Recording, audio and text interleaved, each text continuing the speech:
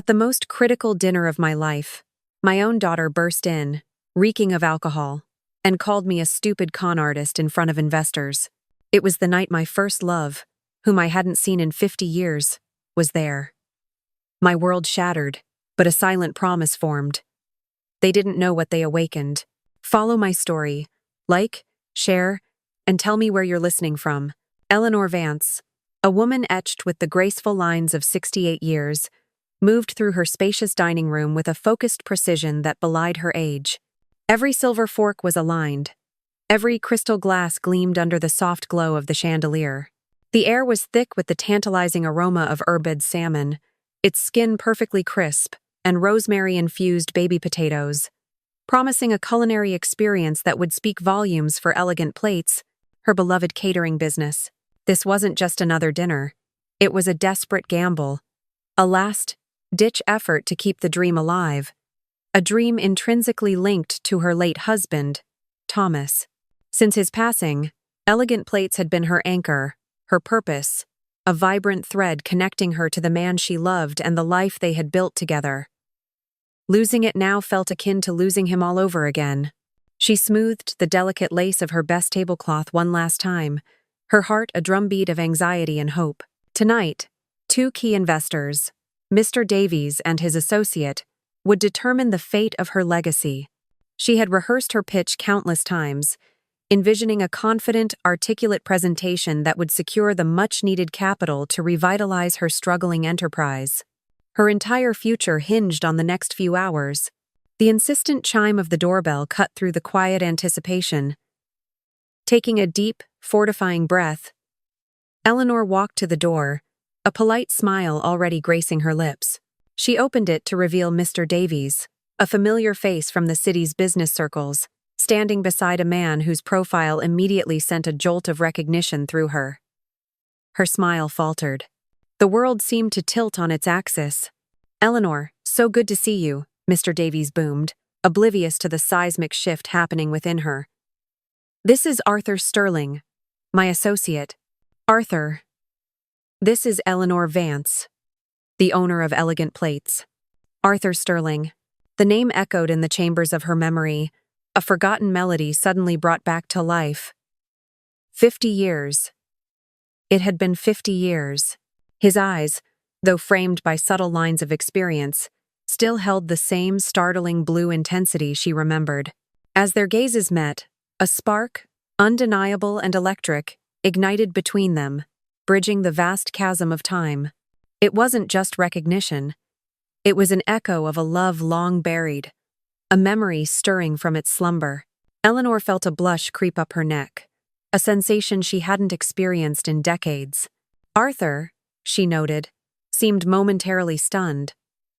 A flicker of something she couldn't quite decipher crossing his features before he recovered, offering a polite, professional handshake. He obviously didn't know her married name. Throughout the initial small talk, Eleanor felt Arthur's gaze on her, thoughtful and searching. She tried to maintain her composure, to focus on the dinner, on the business at hand. But the knowledge of his presence, the weight of their shared, unspoken past, was a tangible force in the room. As the meal progressed, she found herself speaking with a newfound clarity, an unexpected surge of adrenaline fueling her presentation. She laid out her vision for Elegant Plates, detailing her plans for expansion, new markets, and innovative menu concepts. Her voice, usually steady, carried a confident resonance, and she watched as Mr. Davies nodded approvingly, Arthur occasionally interjecting with insightful questions that demonstrated a keen understanding of the industry. Hope, fragile but persistent, began to bloom in her chest. This was going well. Maybe, just maybe, she could pull this off. Then, the delicate facade shattered. The front door, which she had thought was locked, suddenly burst open with a jarring bang. All three heads at the table swiveled towards the sound. Coraline, Eleanor's 40-year-old daughter, stumbled into the dining room, her usually impeccably styled hair disheveled, her dress askew, and a pungent odor of cheap wine preceding her like a foul vanguard. "Mommy dearest," Coraline slurred, her words thick with intoxication. Her eyes, unfocused and bloodshot, landed on Eleanor, then swept dismissively over the two impeccably dressed gentlemen. "Look at you, all fancy, conning more poor souls into giving you their money, are we? Still playing the grand restaurateur, huh? Don't you ever give up?" Eleanor's blood ran cold. The carefully constructed professional atmosphere evaporated instantly, replaced by a suffocating silence. She felt her cheeks burn, not just from embarrassment but from a searing pain deep within. Coraline, completely oblivious to the devastating impact of her words, staggered closer. "It's pathetic, Mom. Just pathetic. You're 70 years old, trying to be some big shot. You should be home, washing dishes, not trying to fleece people. You're so stupid." Coraline's voice rose, shrill and accusatory, echoing in the suddenly cavernous room. A sharp clink, then the distinct sound of shattering glass cut through the tension. Eleanor realized with a sickening lurch that Coraline's flailing arm had swept a delicate wine glass from the table, sending shards across the polished floor. The spell was broken. "Mr. Davies," his face a mask of polite horror, cleared his throat. "Eleanor, I think we should perhaps reschedule. This isn't really the right environment for this discussion." He exchanged a terse glance with Arthur, who, though pale, remained strangely still, his eyes fixed on Eleanor with an unreadable intensity. "Yes, of course," Arthur added, his voice low and apologetic. "Our apologies for the interruption. We'll be in touch."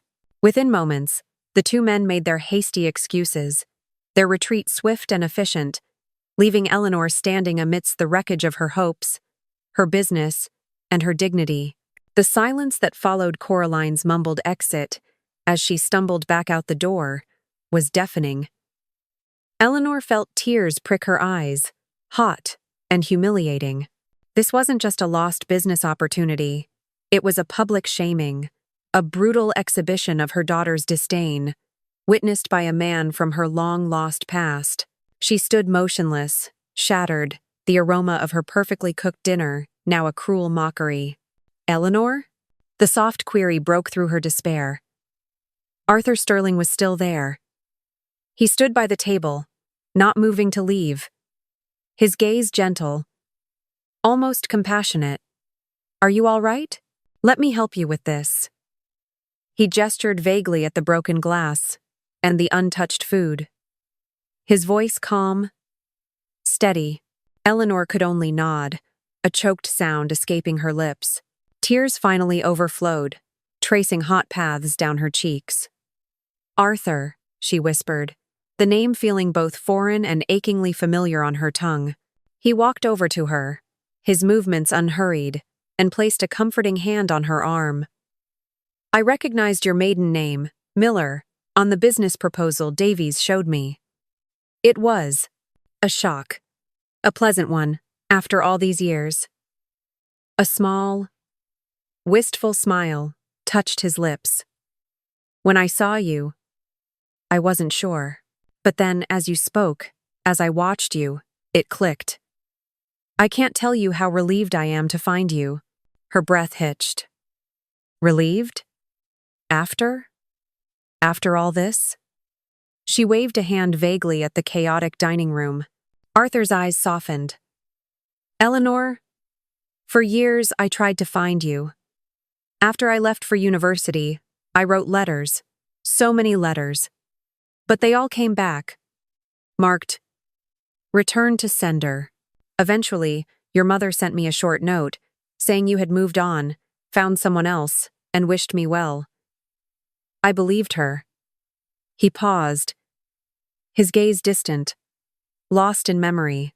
"I tried to move on too, dated here and there, but no one ever made me feel the way you did." He looked back at her, his blue eyes intense. "I never married, Eleanor. I just couldn't." The revelation hung in the air, heavy with unspoken history, with the ghosts of what might have been. Eleanor stared at him, stunned. Her mother, It was always her mother. So protective, so controlling. The pieces of a decades-old puzzle clicked into place. "My mother," she breathed. The words laced with a sudden, bitter understanding. "She never approved of us. She must have intercepted your letters. Told me you'd forgotten me, that you were too busy with your studies to care." The pain of 50 years of misunderstanding, of a love deliberately severed, washed over her, mixing with the fresh sting of Coraline's betrayal. Eleanor woke with a jolt, the harsh morning light assaulting her eyes. She was still in yesterday's dress, its delicate lace now crumpled and clinging uncomfortably. The faint, stale scent of expensive perfume mingled with the acrid undertone of spilled wine, a physical reminder of the previous night's humiliation. Her head throbbed, not from alcohol, but from the relentless replay of Coraline's venomous words, echoing in the quiet emptiness of the house. "Stupid con artist. Wash the dishes." The sting of her daughter's betrayal was a bitter taste in her mouth, far worse than any hangover. And then, woven into that tapestry of shame, was the image of Arthur Sterling's face, his blue eyes filled with a profound, almost painful, understanding as he stood amongst the shattered pieces of her dinner party and her dreams. She dragged herself out of bed, each movement feeling like an effort against a heavy, invisible weight. The kitchen, usually her sanctuary of creativity, now felt sterile and cold. As she mechanically put on a kettle for tea, the shrill ring of the telephone sliced through the silence, making her jump. Her heart pounded with a nervous anticipation. Who could it be so early? She hesitated, then picked up the receiver, her voice a little hoarse. "Hello, Eleanor? It's Brenda from Evergreen Manor." Brenda's voice, usually bright and effusive, sounded strained, almost apologetic. A flicker of hope ignited in Eleanor's chest. Evergreen Manor. That meant the Maxwell's golden anniversary party.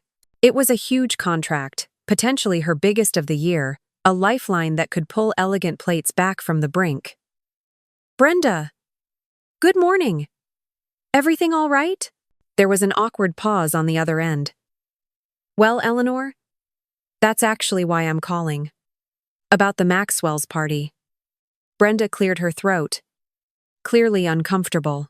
"Listen, Eleanor, this is difficult to say, but we've had a rather concerning call." Eleanor's grip tightened on the phone. A knot of dread began to form in her stomach. "A concerning call? What do you mean?" "Someone called yesterday afternoon," Brenda continued, her voice dropping to a near whisper. "They claimed to be your daughter. Said her name was Coraline. She expressed some rather serious concerns about your ability to handle large events these days." Eleanor felt a cold wave wash over her. Coraline. Yesterday afternoon, while she was meticulously setting the table, preparing for the most important dinner of her year. "Concerns?" Eleanor repeated, her voice barely a whisper. "What kind of concerns, Brenda?" She mentioned. "Memory issues," Brenda said. The words clearly painful for her to utter. "And organizational problems. Said you'd been a bit overwhelmed lately, forgetting details, double booking things. Even implied you might be struggling with your mental faculties." The accusations hung in the air, a poisonous vapor.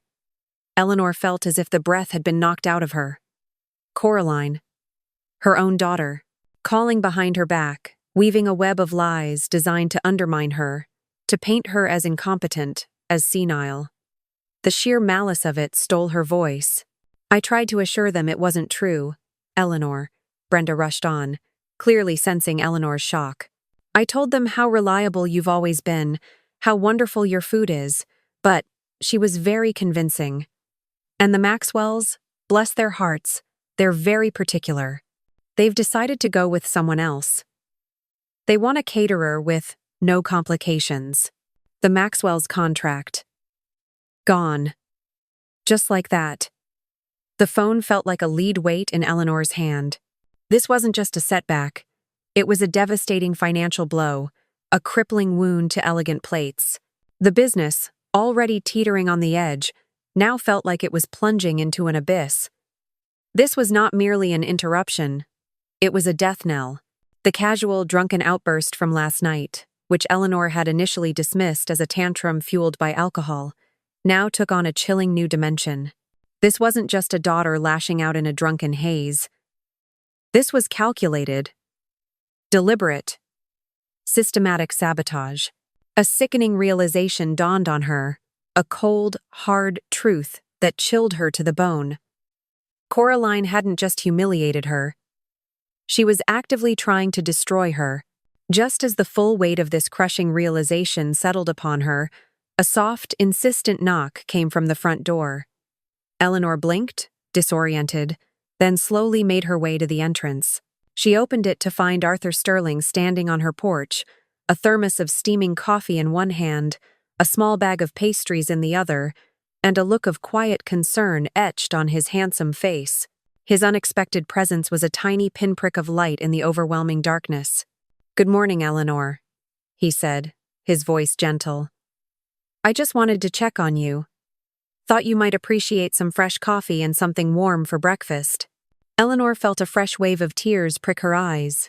The simple kindness, the unexpected gesture, was almost too much to bear.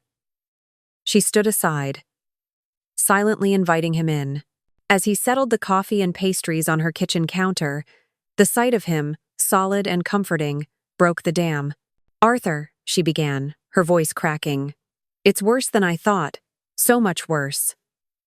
She recounted Brenda's call, the insidious accusations, the cancellation of the Maxwell's contract. The words tumbled out, raw and painful. A confession of betrayal and financial ruin. She watched his face harden as she spoke, his concern transforming into something tighter, more controlled, almost angry. When she finished, the silence in the kitchen was heavy. Arthur placed a protective hand over hers, his touch warm and steady. "How long, Eleanor?" he asked, his voice low, tight with suppressed anger. "How long has Coraline been doing this?" Eleanor pulled her hand away, wrapping her arms around herself. A deep sigh escaped her, carrying with it years of self-doubt and confusion. I don't know. Arthur? Months, maybe longer. I've been losing clients. Small ones at first, then larger ones. I kept telling myself it was my age, or the economy, or just a streak of bad luck. I blamed myself. I thought I was losing my touch, that I was no longer good enough. A bitter laugh escaped her lips. I never, not once, imagined it was my own daughter, deliberately trying to ruin me. The realization felt like a physical blow, a gaping wound in her heart. All the self-recrimination, the quiet despair she had endured, all because Coraline had been whispering poison. Arthur reached for her hand again, his grip firm this time, his blue eyes locking with hers, conveying a depth of understanding and unwavering support that took her breath away. "Eleanor," he said, his voice imbued with a quiet conviction. "You're one of the strongest people I have ever known. Don't you ever forget that?" The hours that followed Arthur's departure stretched into an agonizing eternity. Eleanor, fortified by his unwavering support and the bitter truth of Coraline's actions, felt a steel resolve hardening within her. The sorrow and humiliation of the previous night were slowly being eclipsed by a quiet, burning anger. This wasn't just about a canceled contract anymore. It was about years of subtle undermining, of a daughter's deliberate cruelty, and the shattered trust that lay between them. She knew she couldn't let this slide. Not anymore. She waited. She knew Coraline's habits. Her daughter would sleep late, cocooned in a hangover, oblivious to the emotional devastation she had wrought. Eleanor sat at the kitchen table, nursing the now cold coffee Arthur had brought, her mind replaying every conversation, every client lost, every moment she had doubted herself. The pattern was horrifyingly clear now. It was almost noon when Coraline finally shuffled into the kitchen, a picture of disheveled discomfort. Her eyes were puffy, her hair a tangled mess, and her movements slow and deliberate. She groaned softly as the sunlight streamed through the window. then mechanically reached for the coffee maker. Her practiced efficiency in the face of a hangover was almost admirable. She hummed a tuneless melody under her breath, completely unaware that the fragile piece of the house was about to shatter. "Morning, Mom," Coraline mumbled, her back to Eleanor as she poured herself a mug of black coffee, the rich aroma filling the room. "Rough night, huh? You really shouldn't drink so much at your age." Eleanor's grip on her mug tightened. The casual cruelty, the complete lack of remorse, solidified her resolve. She took a slow, deep breath, her voice calm, almost unnervingly so. "Coraline, we need to talk." Coraline took a long sip of coffee, then turned around, leaning against the counter. A faint scowl creased her brow. "About what? My performance last night? Look, I said I was sorry. Well, I didn't, but I guess I am. Had a bit too much to drink. You know how it is." She offered a dismissive shrug, her eyes still clouded with sleep and irritation. "It's not about last night's performance, Coraline," Eleanor stated, her voice still measured, though an icy edge had begun to creep into it. "It's about the Maxwell's golden anniversary party, and why it was canceled." Coraline's eyes flickered, a subtle shift in her demeanor. She pushed away from the counter, feigning casual indifference. "The Maxwells? What about them? Did they finally realize your food isn't as gourmet as you think it is?" A smirk played on her lips. Eleanor refused to rise to the bait. "Don't play coy, Coraline. Brenda from Evergreen Manor called this morning. She told me everything. About your phone call yesterday. About your accusations regarding my memory issues and organizational problems." Eleanor leaned forward, her gaze unwavering. "Now, I want the truth. Every single detail." The smirk vanished from Coraline's face, replaced by a momentary flash of panic, quickly masked by defiance. "So what if I did? It's not like you're getting any younger, Mom. Someone has to look out for you. You're constantly forgetting things, mixing up orders. It's for your own good." "My own good?" Eleanor's voice rose, a tremor of anger finally breaking through her composure. "My own good? You cost me a major contract, Coraline. A contract that was vital to keeping Elegant Plates afloat. Was that for my own good? And what about the Harrington wedding? The corporate retreat last month? Was that you too?" Coraline flinched, her eyes widening slightly at the mention of the other events. The mask completely slipped. Her face contorted into a snarl. "All right, fine. Yes, it was me. All of it. The Maxwells, the Harringtons, that stupid corporate shindig with the fancy CEO. I called them all. I told them you were losing it. That you were a liability. And you know what? They believed me, didn't they? Because it's true." Eleanor recoiled as if struck. The confession, raw and unapologetic, was a brutal blow. The extent of Coraline's systematic sabotage was even more horrifying than she had imagined. Her mind raced, cataloging all the mysterious cancellations, the clients who had simply ghosted her, the inexplicable dips in business. All Coraline. "Why, Coraline?" Eleanor whispered. The word a ragged plea ripped from her throat. Her voice was barely audible, thick with disbelief and pain. "Why would you do this? To your own mother? To a business I poured my heart and soul into?" Coraline's composure completely shattered. The suppressed resentment, the years of unspoken grievances, erupted like a volcano. Her face flushed, her hands clenched into fists, and her voice rose to a furious shout, echoing off the kitchen walls. "Why?" Coraline shrieked, a wild, almost manic glint in her eyes. "You want to know why, Mother? Because you never deserved any of it. You never deserved Thomas. You never deserved your Elegant Plates. And you certainly never deserved any success. It was always about you, wasn't it? Always about your precious catering company. As soon as Dad died, what did you do? Did you grieve with me? Did you comfort me? No, You buried yourself in this stupid business. You chose her over me.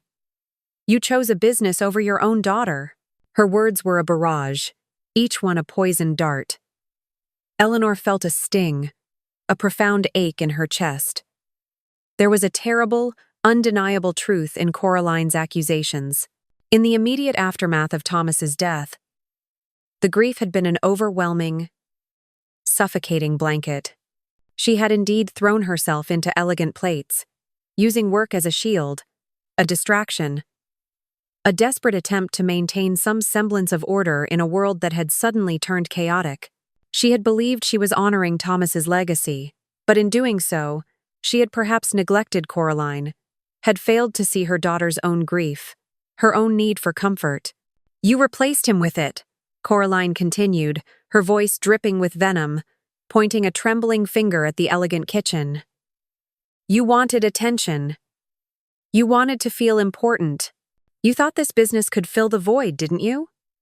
Well, guess what, Mom? It can't. And now you're going to lose it all. Everything." Her eyes burned with a furious satisfaction. "You chose the business over me, Eleanor. Now you're going to lose both." Eleanor stared at her daughter, a hollow ache where her heart should be. The depth of Coraline's bitterness, the years of suppressed anger, was terrifying in its intensity. The accusations, though cruel, held a shard of truth that cut deeper than any lie. Her own daughter, driven by a twisted sense of abandonment, had systematically dismantled her life's work. And now, Coraline was watching, reveling in her mother's impending ruin. Coraline's furious tirade still echoed in the kitchen, her parting shot hanging heavy in the air. "You chose the business over me, Eleanor. Now you're going to lose both."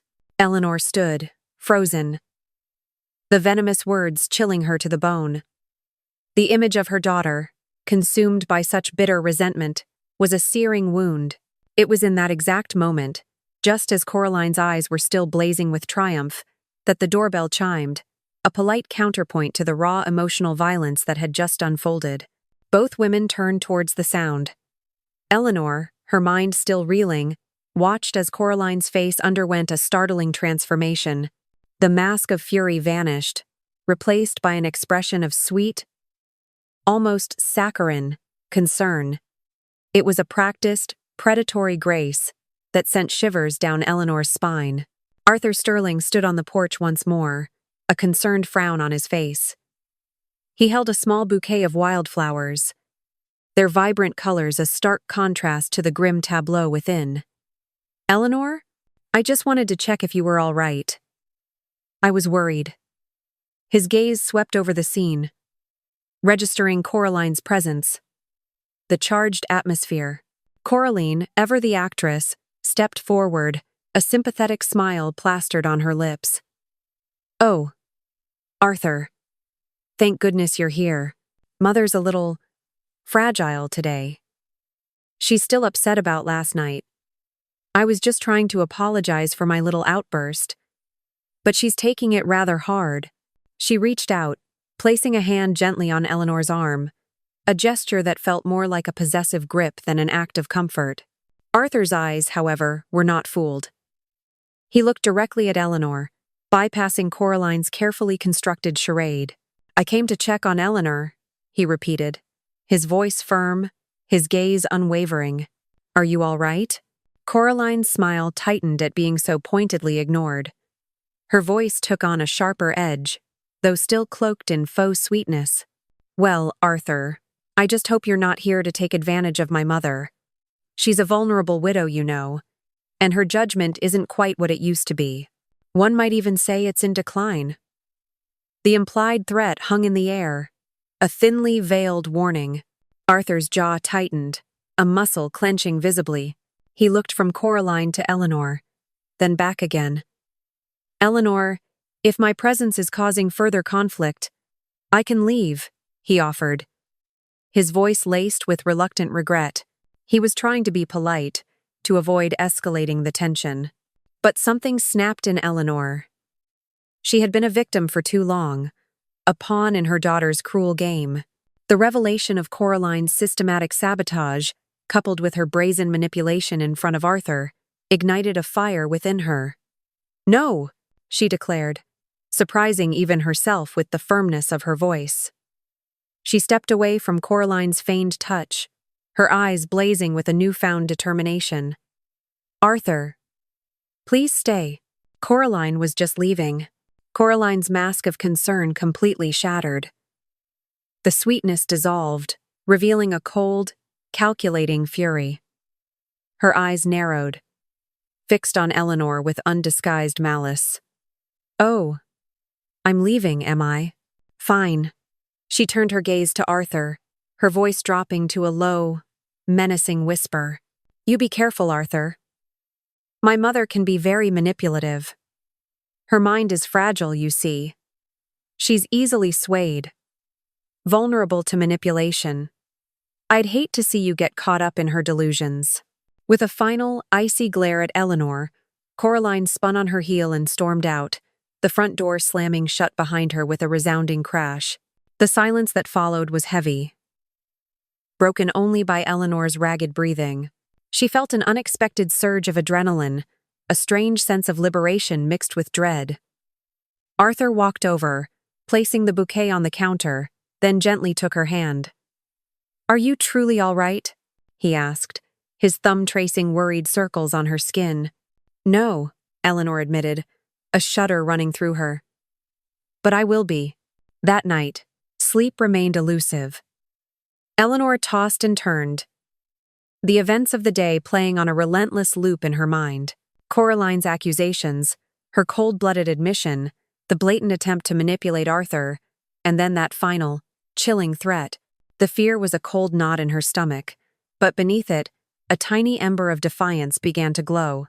Around midnight, a flicker of light from under Thomas's old study door caught her eye. Eleanor cautiously approached, her heart pounding. She pushed the door open to find Coraline seated at her late husband's large oak desk, illuminated by the single desk lamp. Scattered before her were Eleanor's most sensitive financial documents: bank statements, investment portfolios, and, most alarmingly, the deed to the house. Coraline looked up, her expression calm, devoid of the earlier fury, but chillingly resolute. "Couldn't sleep either, Mother?" she asked, her voice eerily level. "Good. We need to talk about your fragile mind and declining judgment." She picked up a thick stack of papers. "I've been monitoring our joint accounts, of course, for your protection. And frankly, Mother, your decisions have been abysmal. Elegant Plates is bleeding money, and you're depleting your savings at an alarming rate." Eleanor felt a fresh wave of despair. Coraline wasn't just sabotaging her business, she was systematically stripping away her autonomy. "Those are my decisions, Coraline," Eleanor said, trying to keep her voice steady. "They're my accounts, my business." Coraline smiled, a thin, humorless curve of her lips. Not for long. She pushed a neatly typed document across the desk. It was a power of attorney form, already pre-filled with Coraline's name as the appointed agent. "Sign this, Mother. It grants me full control over your financial, legal, and medical affairs. For your own good, of course. To prevent any further poor financial decisions, and to ensure you're properly cared for." Eleanor stared at the document, her blood running cold. This wasn't just about the business anymore. This was about Coraline seizing control of her entire life. "I won't sign this, Coraline," she said, her voice shaking slightly but holding firm. Coraline sighed, as if genuinely disappointed. "I was hoping you'd be reasonable. But if you insist on being difficult, then I'm afraid I'll have no choice." Her eyes met Eleanor's, cold and hard. "I'll petition the court to have you declared incompetent. I have ample evidence, you see, the canceled contracts, the witnesses to your outbursts, the testimonies of concerned clients. Last night was merely a preview. Imagine what a court would make of all that. The public humiliation, Mother. Your reputation, your legacy, utterly destroyed. And then, I'll still get control anyway. But it will be far messier and far more painful for you. Eleanor felt a profound shift within her. The grieving daughter, the resentful child all dissolved, replaced by a ruthless, manipulative enemy. This was no longer a family squabble. It was a battle for her freedom, her very identity.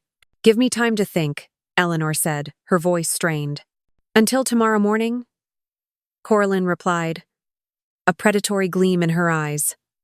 "By then, I expect your signature. Or, the court papers will be filed." Eleanor left the study. The image of Coraline's chillingly calm face burned into her mind. Sleep was no longer an option. She retreated to her bedroom, her mind racing, a desperate plan already forming. She pulled out her old address book, her fingers trembling slightly as she found the number. She had to fight back. She had to. She dialed, the phone ringing softly in the stillness of the night. Arthur answered on the second ring, his voice sleep-roughened. "Arthur," Eleanor whispered, her voice urgent. "I'm so sorry to call so late, but I think I'm going to need your help. Can we meet at Rosie's Cafe first thing in the morning?" If you're gripped by Eleanor's story and want to see how she turns the tables, make sure to like this video, share it with your friends, and subscribe to my channel so you don't miss a single part of her incredible journey. Let's find out what happens next.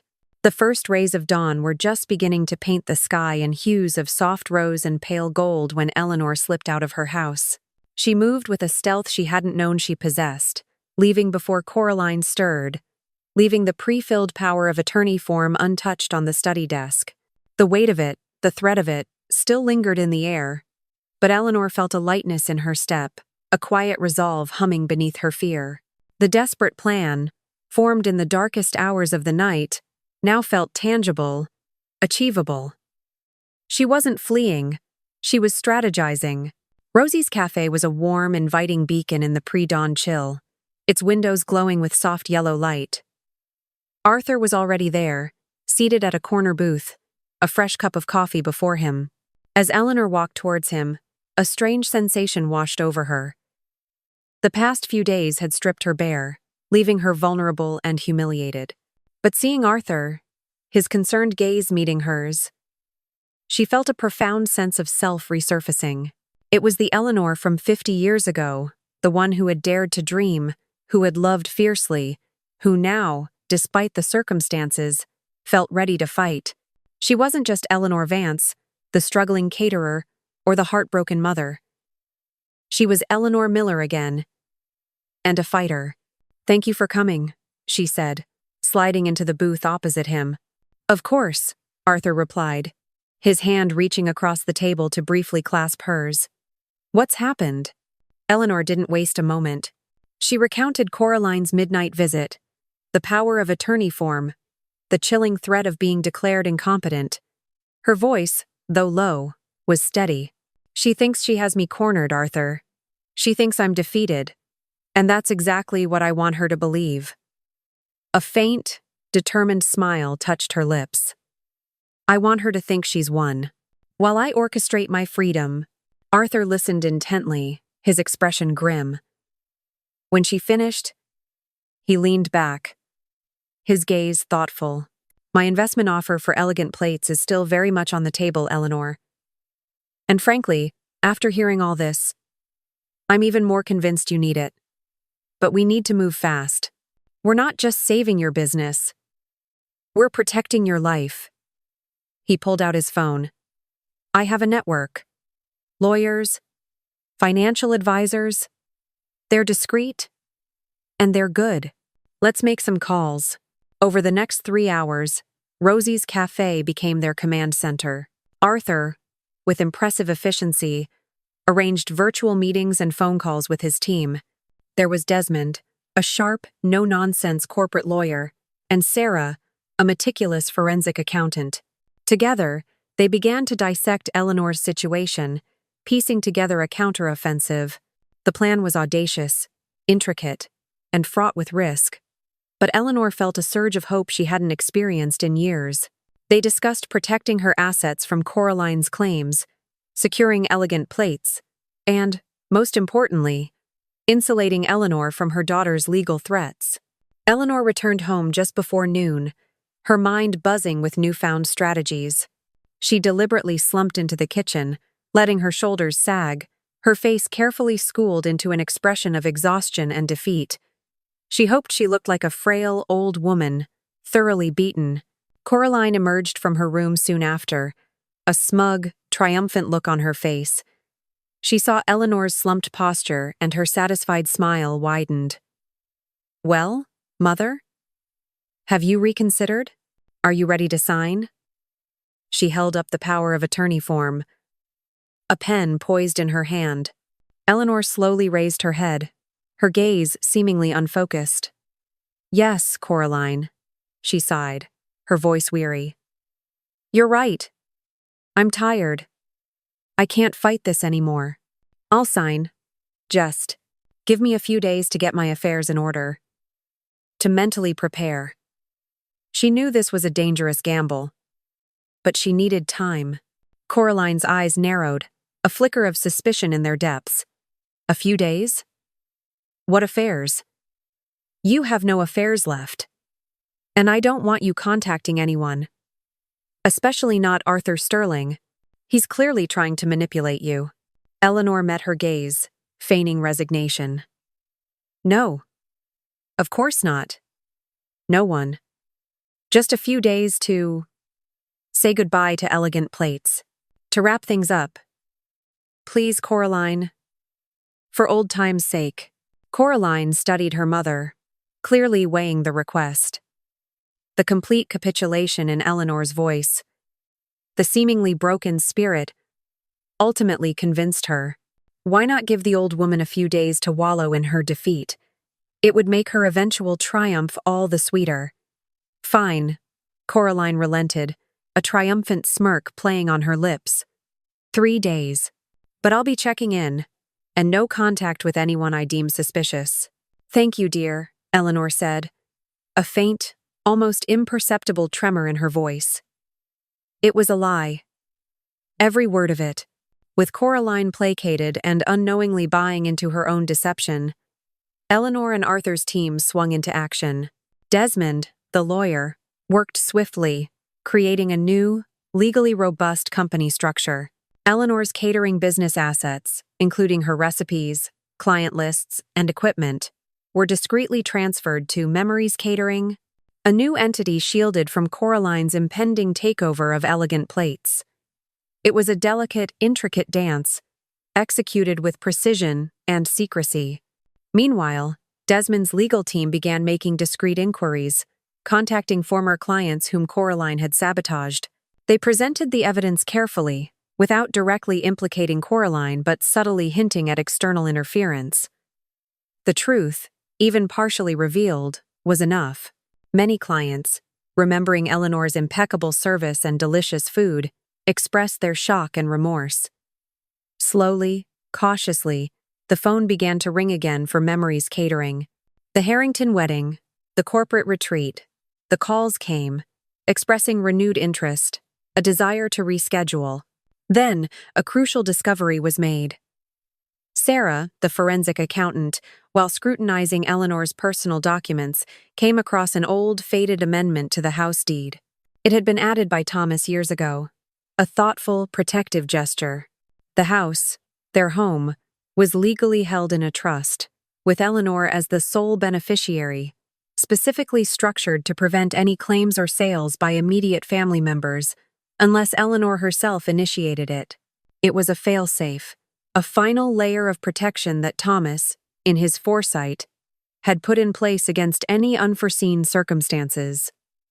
Coraline would not be able to touch the house.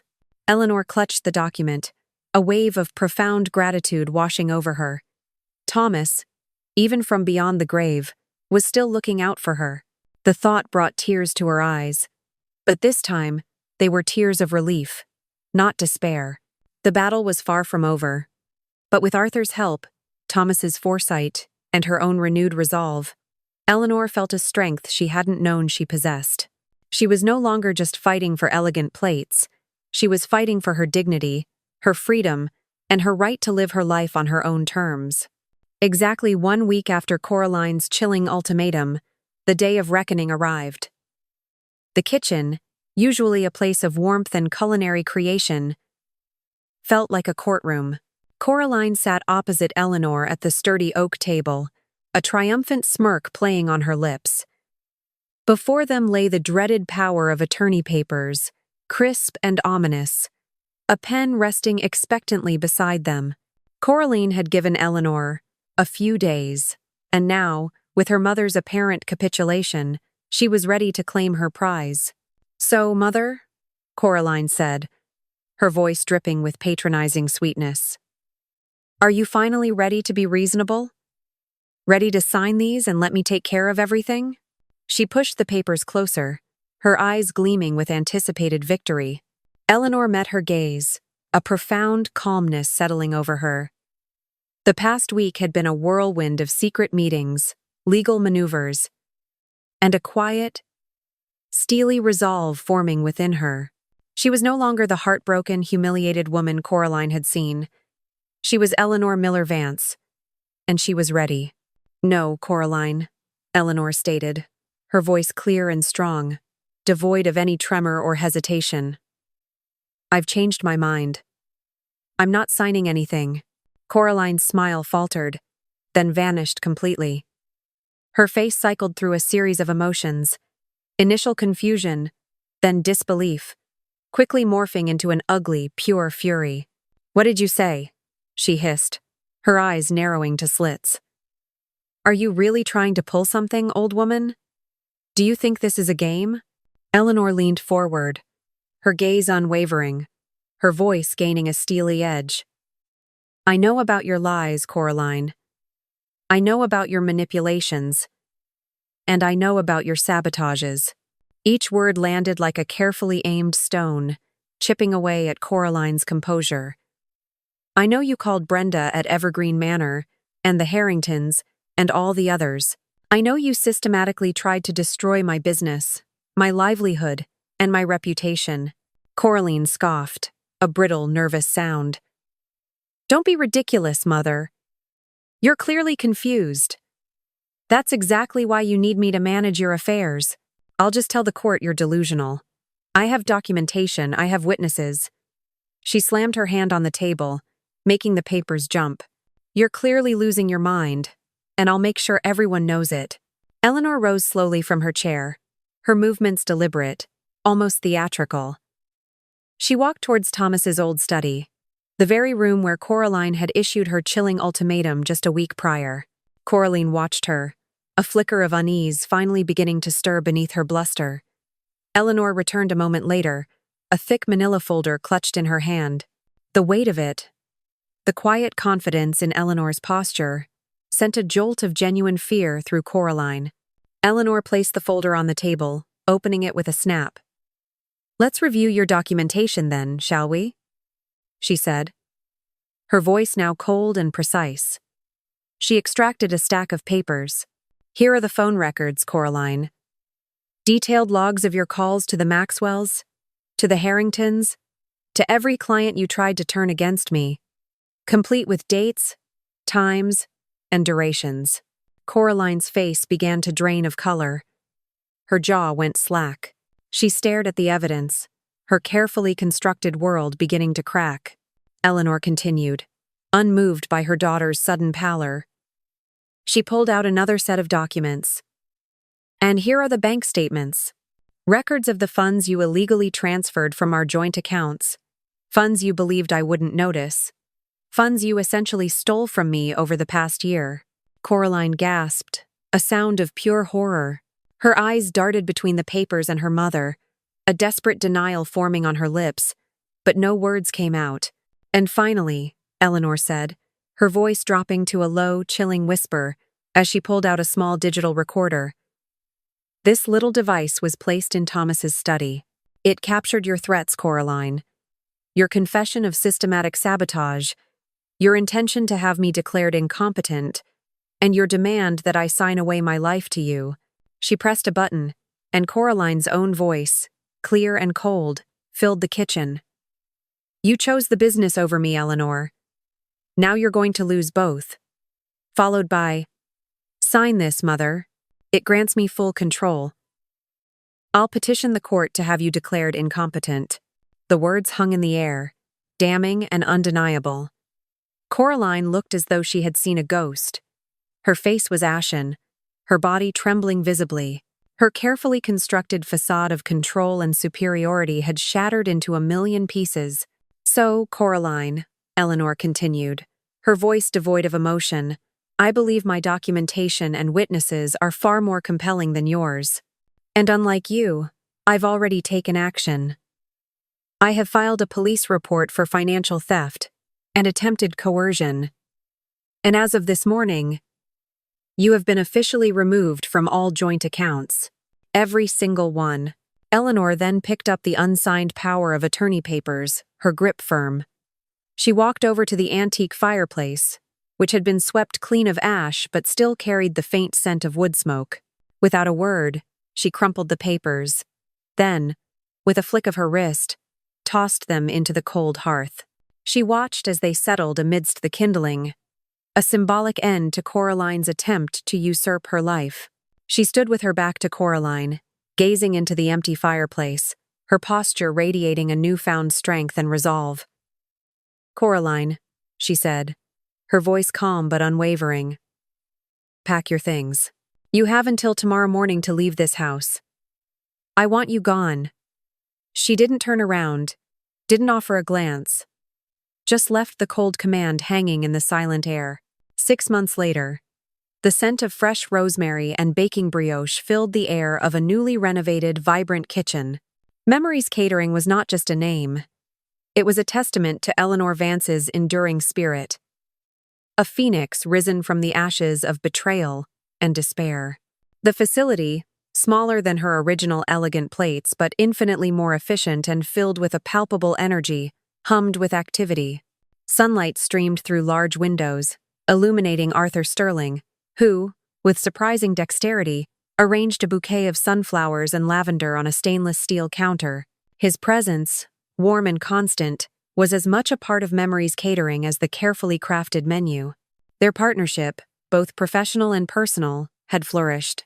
Arthur had proven to be not just an astute investor but an invaluable partner, his business acumen complementing Eleanor's culinary artistry and managerial experience. He had been her rock, her confidant, and, in a way, her unexpected second chance at happiness. The laughter that often punctuated their work in the kitchen was a joyful melody, a stark contrast to the quiet despair that had once filled Eleanor's home. The phone rang often now, but these were calls of celebration, not cancellation. Old clients, informed of the truth by Desmond's careful communications, had returned, chastened, and apologetic. Among them were Mr. and Mrs. Maxwell, who had called Eleanor personally, their voices filled with remorse. Eleanor, we are so incredibly sorry, Mrs. Maxwell had said, her voice thick with regret. We never should have listened. Please, would you consider catering our anniversary party again? We wouldn't trust anyone else. Eleanor had accepted, a profound satisfaction blooming in her chest. It wasn't about revenge. It was about vindication, about proving her worth, not to Coraline, but to herself. It was a satisfaction that resonated deeper than any retribution could. One sunny afternoon, as Eleanor meticulously tasted a new lemon curd recipe, Arthur put down his clippers, his gaze softening as he watched her. He walked over, his eyes twinkling, and gently took the small tasting spoon from her hand. Before Eleanor could question him, he did something utterly unexpected. He dropped to one knee, right there on the polished kitchen floor, amidst the flour dust and the aroma of baking. Eleanor gasped, her hand flying to her mouth. Arthur pulled a small, velvet box from his pocket, opening it to reveal a simple, elegant diamond ring that sparkled with understated brilliance. Eleanor Miller, he began, his voice husky with emotion. I loved you 50 years ago, and I never stopped. Life took us on different paths, but fate, or perhaps just stubborn hope, has brought us back together. You are the strongest, most remarkable woman I have ever known. Will you do me the immense honor of becoming my wife?" Tears welled in Eleanor's eyes, blurring the vibrant kitchen into a kaleidoscope of colors. Her heart, which she had thought too old for such overwhelming joy, pounded with a youthful vigor. "Yes," she whispered, her voice choked with emotion. "Yes, Arthur. 1,000 times. Yes." He slid the ring onto her finger. It fit perfectly, as if it had been waiting there for 50 years. They embraced, a lifetime of unspoken love, of missed chances, and now, of profound gratitude flowing between them. Their plans were simple. A small spring ceremony, surrounded by their closest friends, a quiet celebration of a love rediscovered and a new beginning. Later that evening, as they were locking up the catering facility, the familiar ring of Eleanor's phone vibrated in her hand. It was an unfamiliar number. She almost let it go to voicemail, but something compelled her to answer. "Hello?" she said, her voice a little tired but filled with a quiet contentment. A hesitant, small voice on the other end answered. "Mom?" "It's Coraline." Eleanor froze, her heart doing a strange flutter. She hadn't heard from Coraline since the day she had ordered her to leave. The initial anger, though still present, had mellowed into a weary ache. "Coraline," she replied, her voice carefully neutral. There was a long pause, filled with the static of a phone connection and the unspoken weight of their history. "Mom," Coraline began again, her voice wavering. I just wanted to call and say, I'm sorry. Truly sorry. For everything." Eleanor leaned against the doorframe, Arthur's hand gently finding hers, a silent anchor. "What makes you call now, Coraline?" she asked, her voice soft but firm. I'm in Portland now," Coraline confessed, her voice thick with emotion. "Working at a diner. Washing dishes, actually. It's humble, but it's honest. And I've had a lot of time to think, to see things clearly. And I realized I lost my mother, the best person I've ever known." Her voice broke, a raw, genuine sob. "I was so angry, so lost after Dad died. And I blamed you. I saw your strength, your focus on the business, and I twisted it into abandonment. I was wrong, Mom. So wrong." Eleanor closed her eyes, a complex tapestry of emotions swirling within her. Pain, regret, a fragile hope. "And Mom?"